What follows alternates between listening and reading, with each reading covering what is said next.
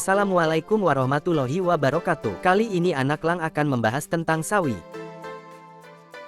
Sawi adalah sekelompok tumbuhan dari genus Brassica yang dimanfaatkan daun atau bunganya sebagai bahan pangan, sayuran, baik segar maupun diolah.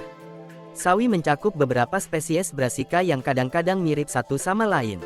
Di Indonesia penyebutan sawi biasanya mengacu pada sawi hijau, Brassica rapa kelompok Parachinensis, yang disebut juga sawi bakso, caisim, atau caisin.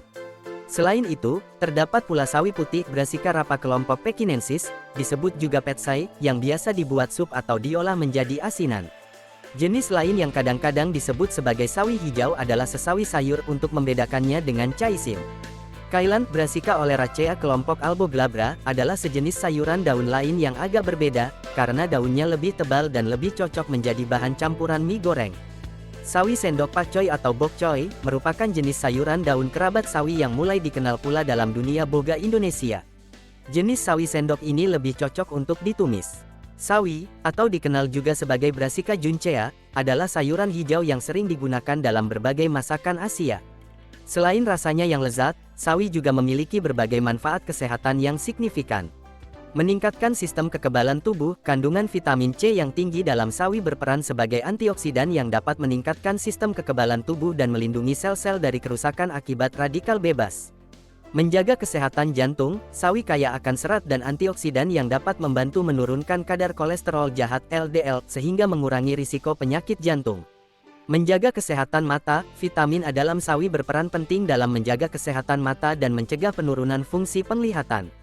Meningkatkan kesehatan pencernaan, kandungan serat dalam sawi membantu meningkatkan pergerakan usus, mencegah sembelit, dan menyehatkan saluran pencernaan secara keseluruhan.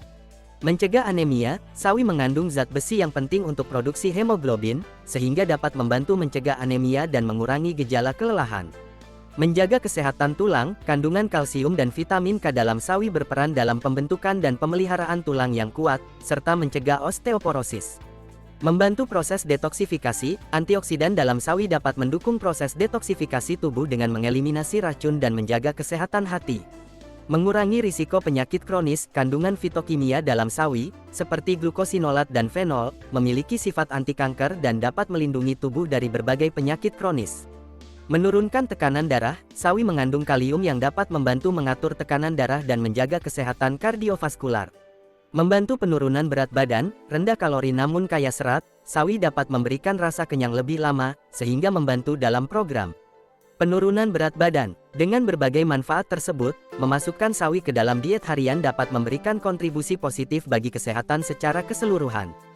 Sawi merupakan salah satu sayuran yang sering dipilih oleh banyak orang untuk disajikan dalam masakan sehari-hari. Namun, ternyata sawi juga termasuk salah satu jenis sayuran yang tidak boleh dimakan penderita asam lambung.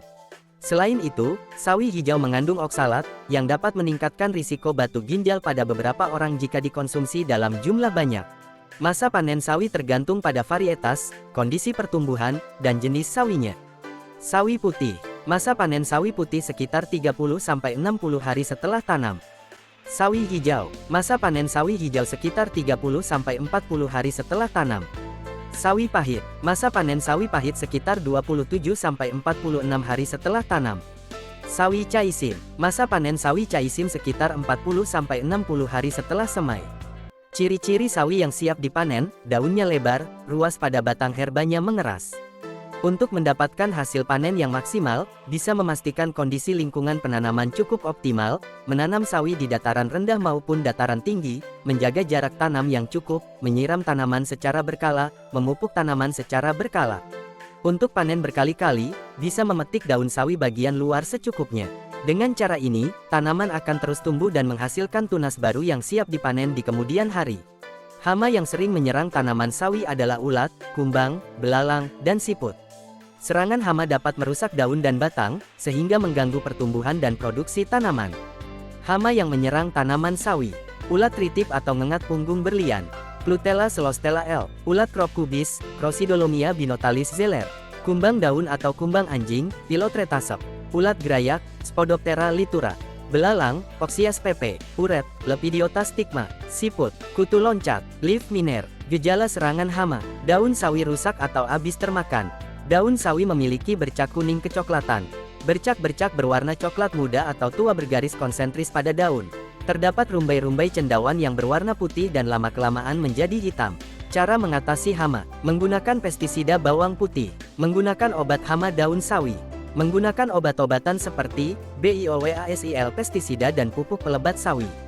Cara mengatasi hama dan penyakit tanaman: menjaga kualitas tanah yang baik, terapkan sanitasi kebun yang baik, rotasikan lokasi tanaman, jaga kelembapan tanah, beri jarak pada tanaman, pilih varietas yang tahan penyakit, kendalikan gulma. Sekian yang dapat Anak Lang sampaikan, semoga ilmunya semakin bertambah. Wassalamualaikum.